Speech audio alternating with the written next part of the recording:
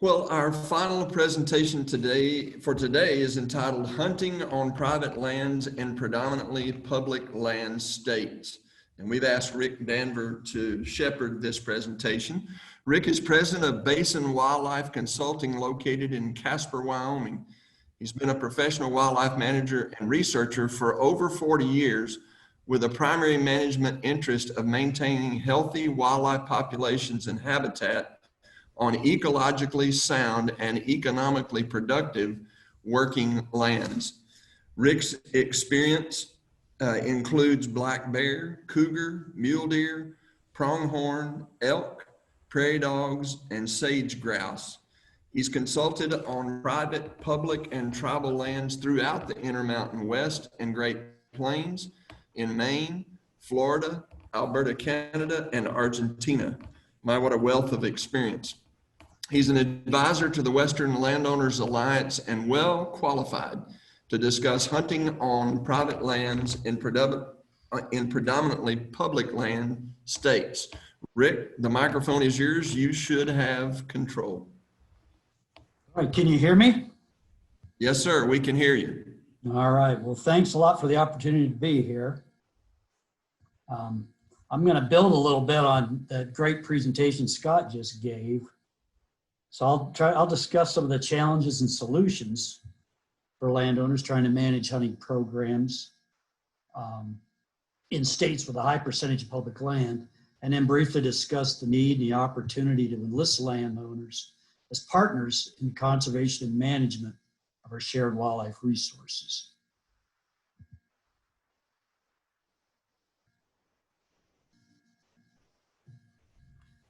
All right.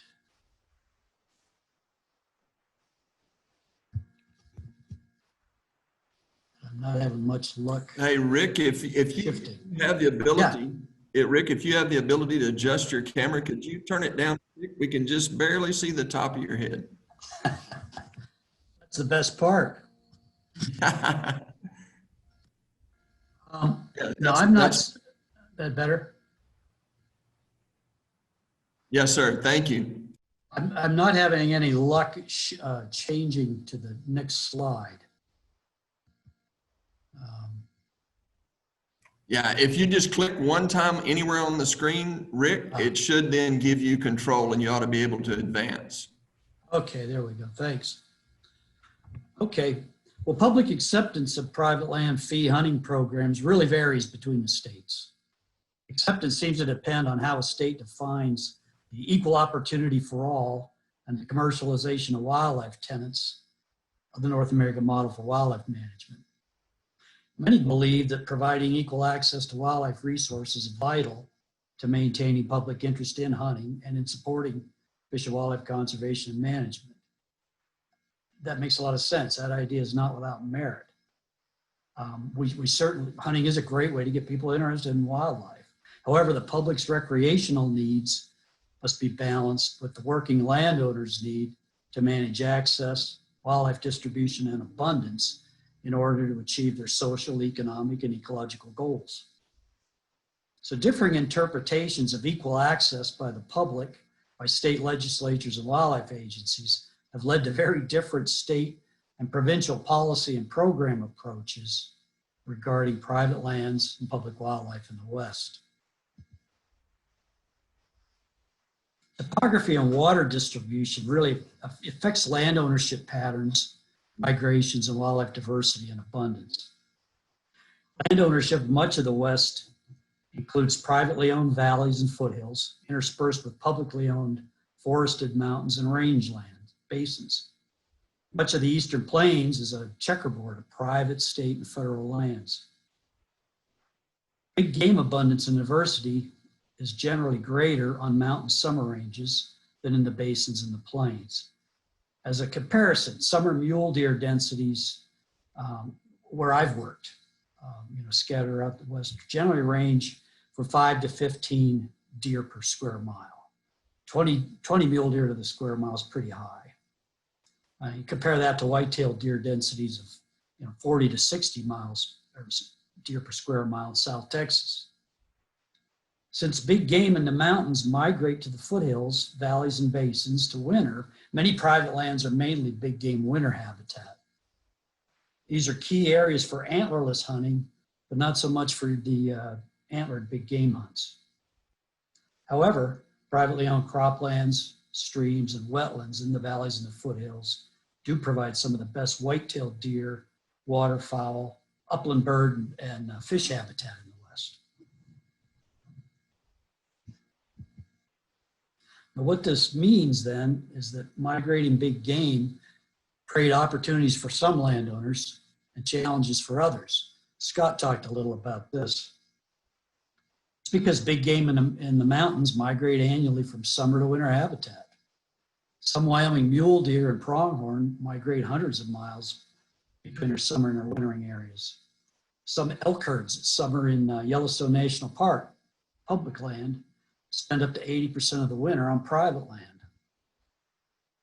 And all of these animals depend on private and public lands for their habitat throughout their annual migrations.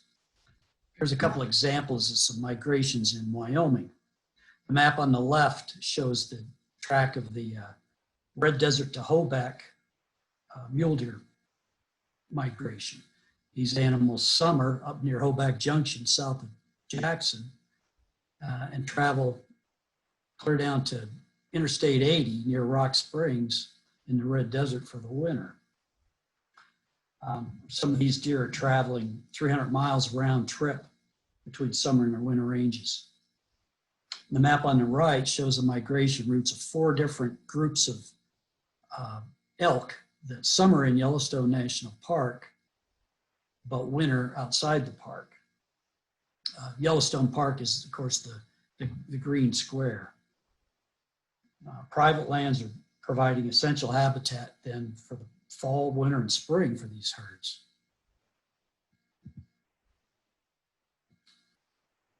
So Rocky Mountain landowners with big game on their property summer through fall can develop big game fee hunting programs.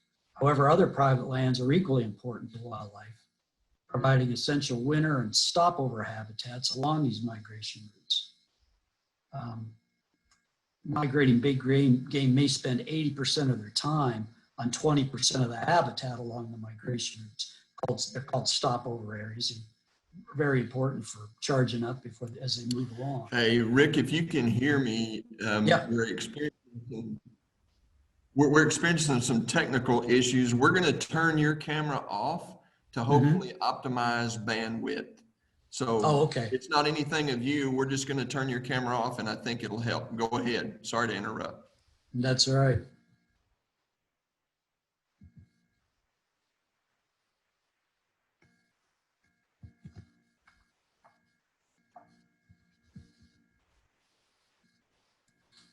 Go ahead, Rick. Just moving back. Do you have the one titled Migration Concerns showing? Can you hear me? Yes, sir. We can hear you. Okay.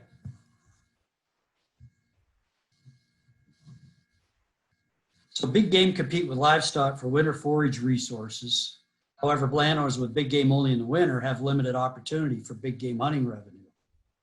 And in the Northern Rockies, migrating elk may bring brucellosis and wolves along with them as they move to the private wintering grounds.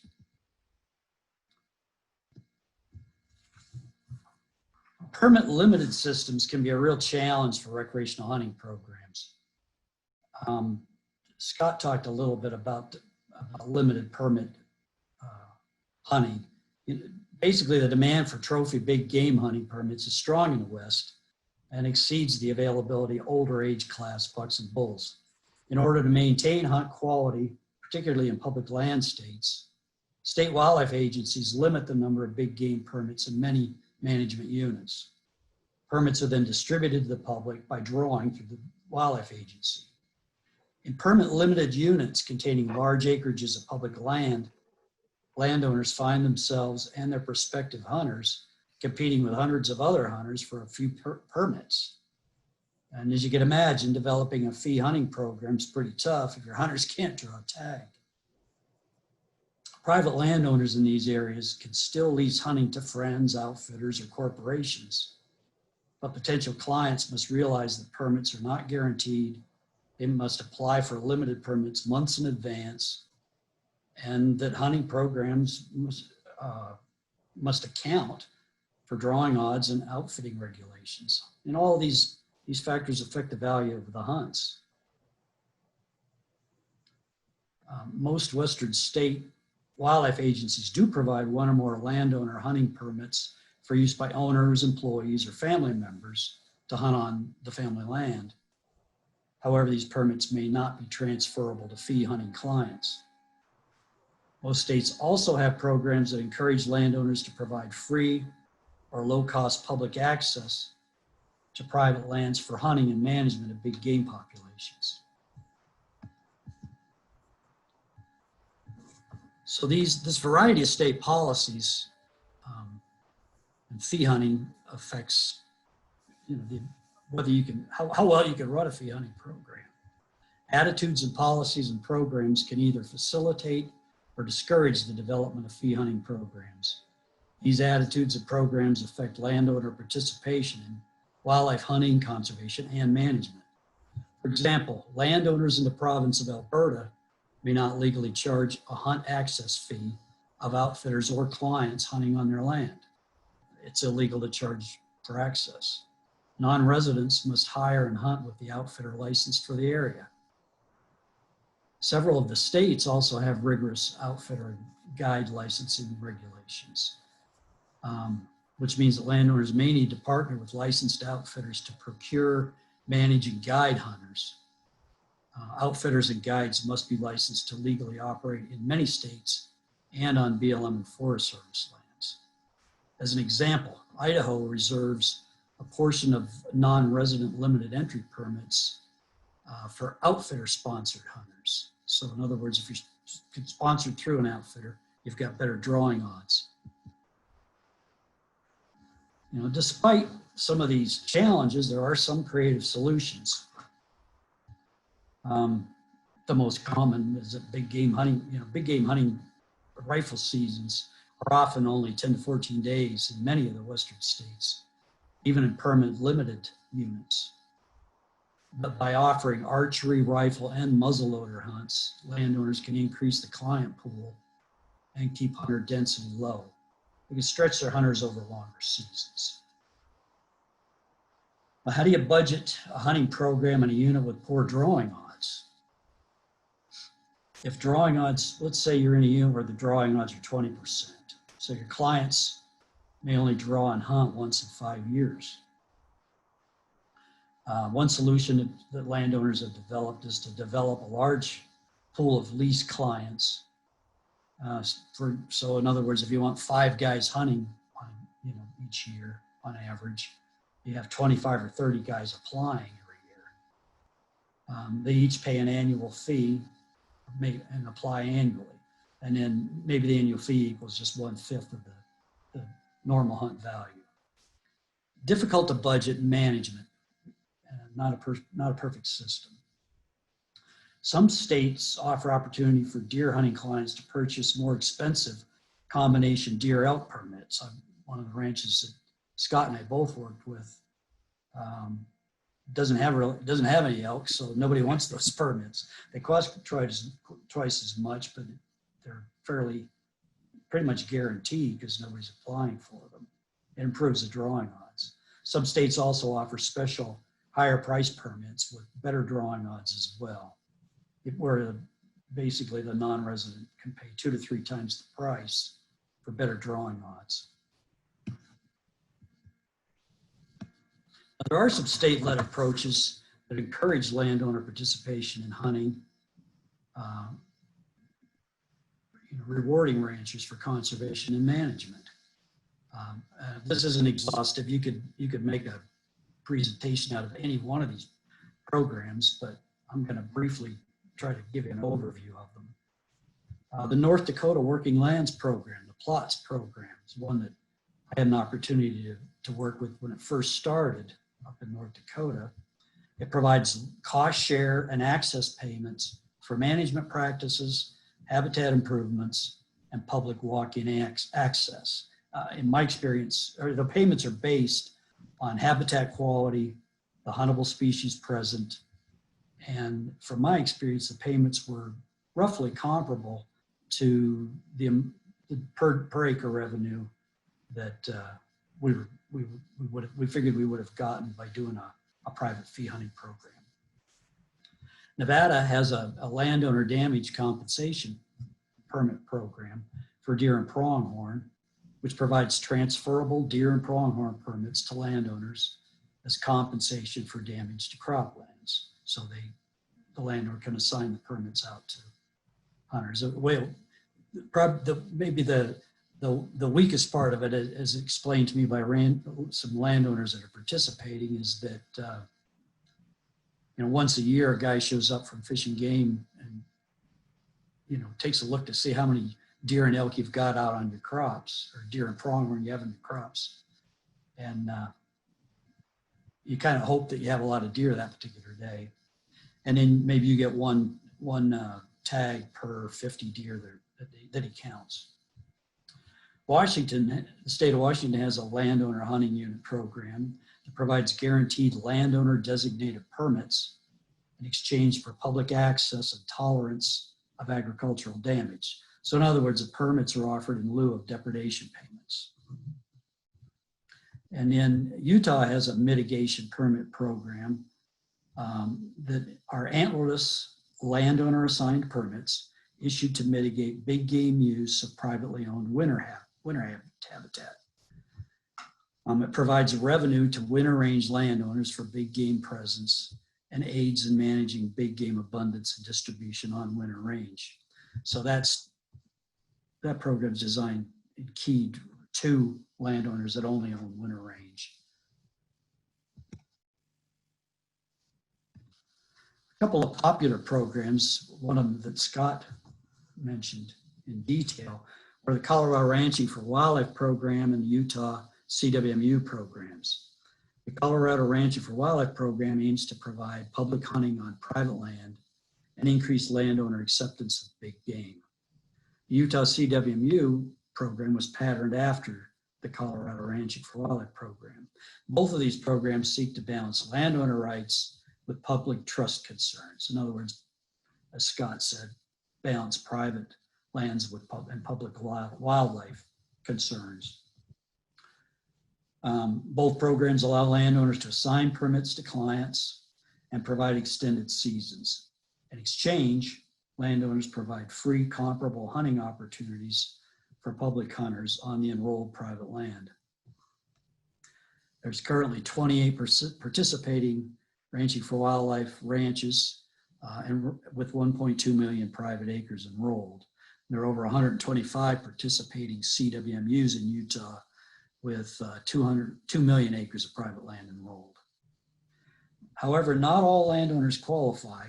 Some are too small or lack big game to hunt. In other words, they have winter only big game.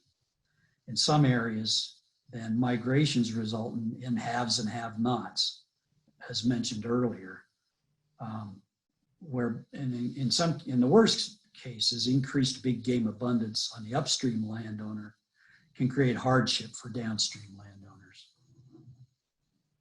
So what's an asset for one guy is a liability for his neighbor.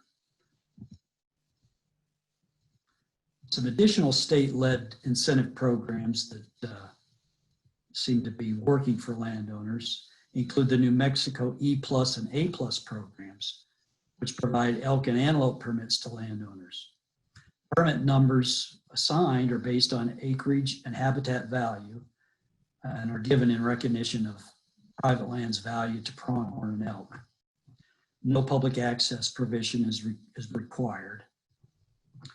And also the California Private Lands Management Program, which encourages landowners to develop ranch wildlife conservation and management programs and guarantees landowner assigned big game permits. Again, no public access is required. There's currently 109 properties enrolled, 1.2 million acres. This program allows flexibility in hunting seasons and allows managers to develop a management plan tailored to ranch goals.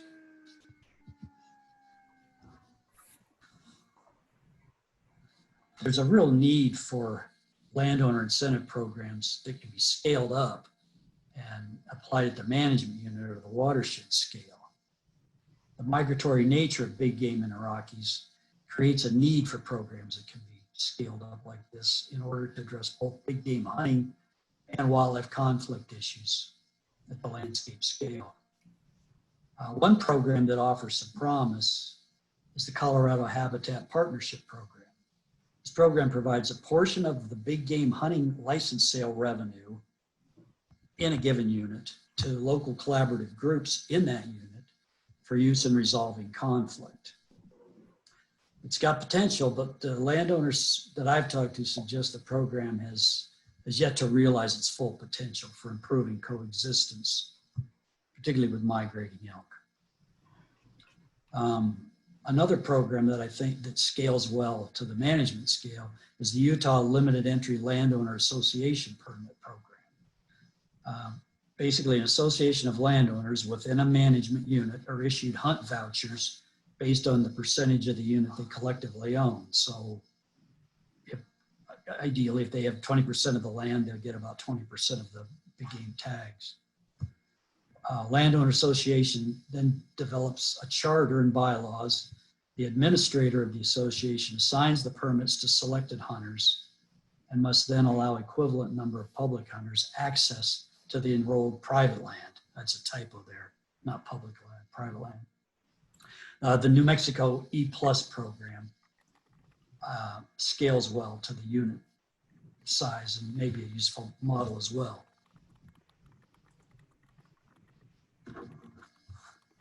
There's a need to reduce big game conflict in the West. Many ranchers in the Northern Rockies, for example, regard elk depredation and disease concerns to be a greater challenge to their operations even than wolf or grizzly depredation. So to better manage elk hunting and elk populations, Montana and Washington have begun to develop master hunter programs with the hopes of improving hunter effectiveness, performance, and behavior. While they're not major landowner revenue sources, these master hunter programs, Washington's Register to Hunt and Hunt by Reservation programs, Montana's Block Management Program, and Wyoming's Hunter Assistance Program, to name a few, coupled with longer, flexible elk seasons, help landowners coordinate hunters and manage elk populations. And again, these programs hold promise, but they need additional refining and they need landowner input to more effectively serve management, hunters, and landowners.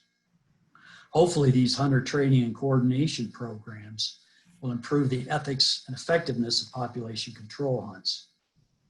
The truth is, well-run antlerless elk hunts can be a quality experience, providing healthy game meat to the hunters and reducing landowner big game conflict, and in fact, providing revenue to landowners, as the Utah Mitigation Program showed.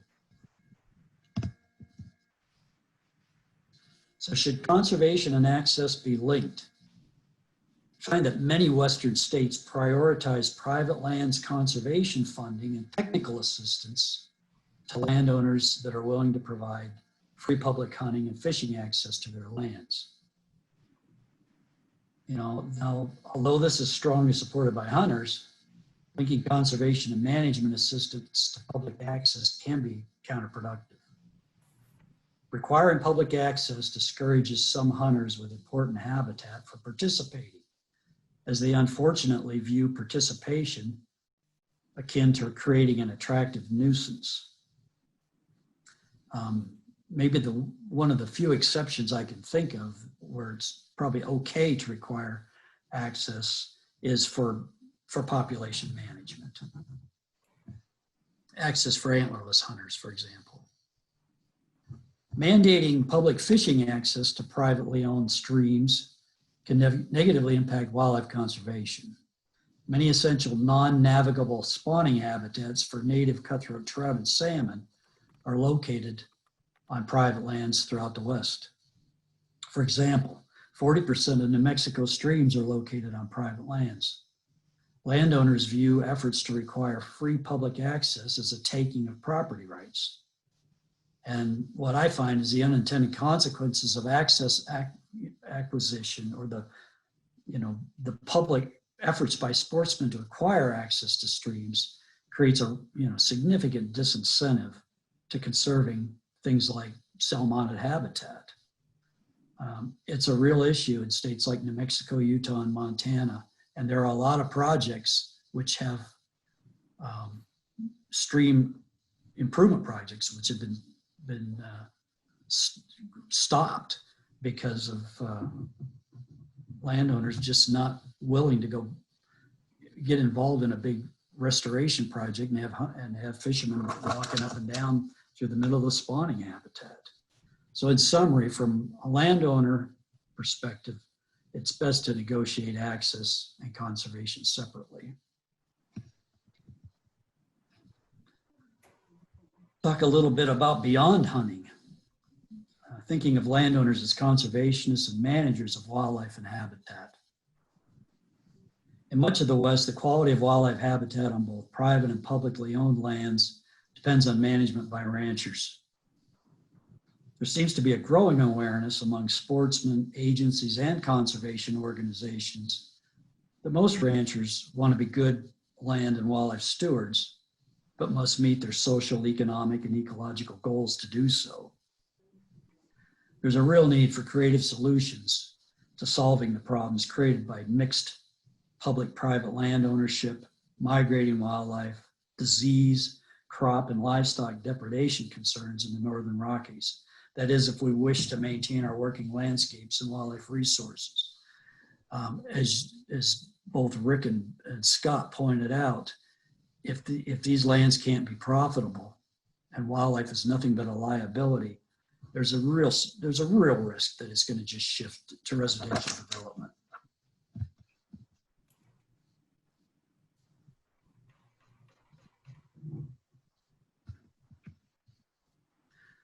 So we need to develop programs and practices collaboratively with private landowners as conservation partners. We need to include their unique knowledge, needs, and perspective.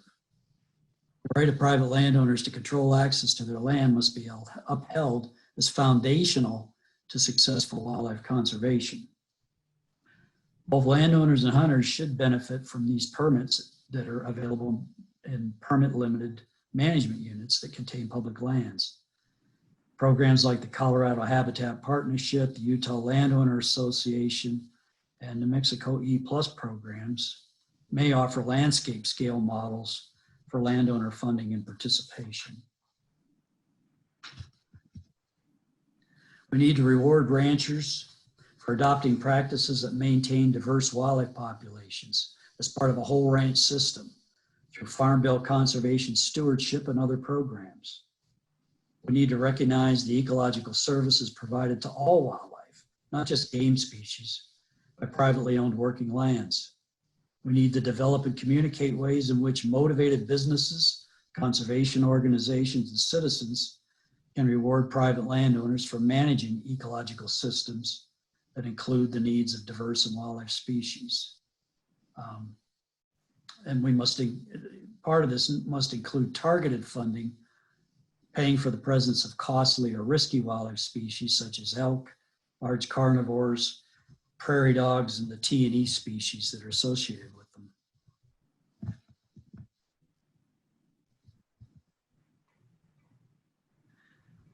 And finally, I'd encourage all of us to join and support landowner organizations and local working groups.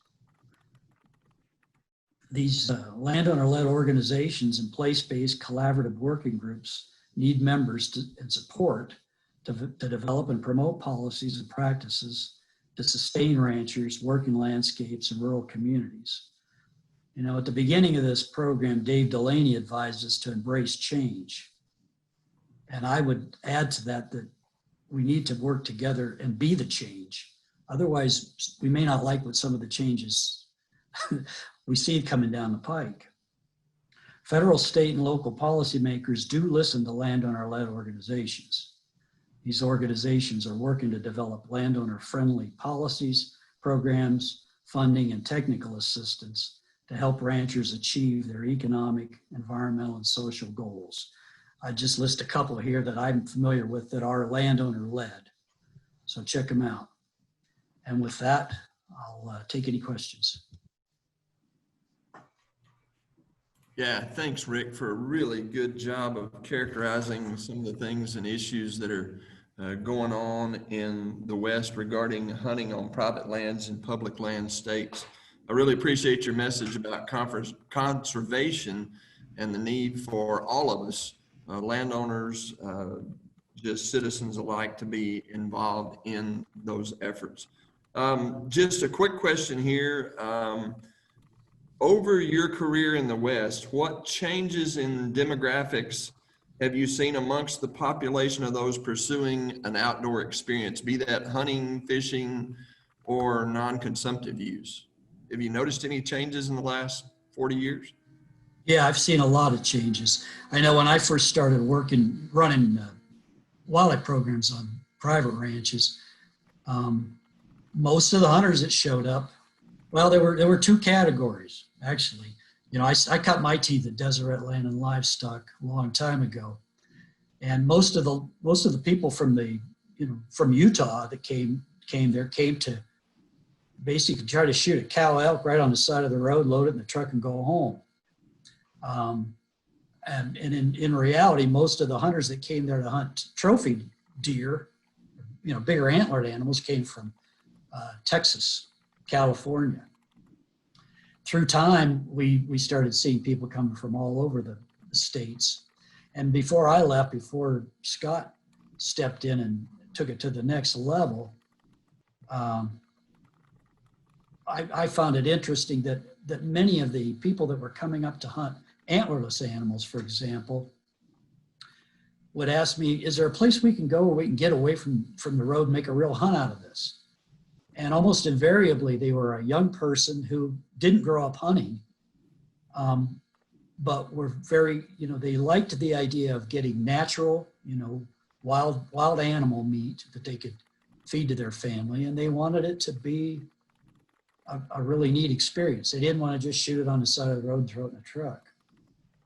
And more what I'm seeing are people that want to ride bikes, hike, photograph, and just enjoy wildlife and wild places.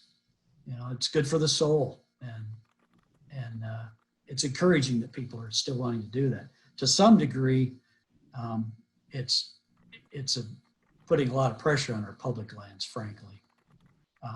The privately managed wildlife, or wildlife on privately managed lands,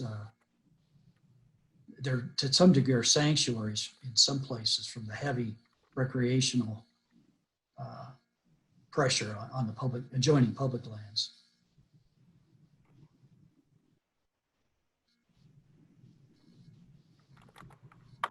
Yeah, great. I think many of us would subscribe to the statement that a bad day outdoors trumps a good day in the office most every time. Yeah, We've that's got true. one great question here. How do protected apex predators play a role in future management plans for both livestock and wildlife?